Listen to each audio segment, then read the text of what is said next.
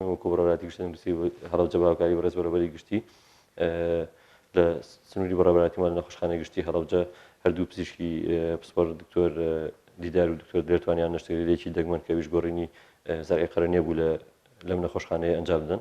ئەم نەشتەرگەریە بۆ یەکەم جار لە سنووری پارێزگای هەڵەبجە و سنووری بەڕێوەبەراتیمان دەکرێت. سپاس بۆ دوو پزیشکە بەڕێزە کە توانیان بە سەرکەوتووی نەشتەرگەریەکە ئەنجام بگەێن و بۆ یەکەم جاریشە لە بەڕێوەبەراتی گشتی نەروسی هەڵەبجە و سنووری پارێزگای هەڵەبجە و جۆرە نەشتەرگەری ئەنجام دەدرێت.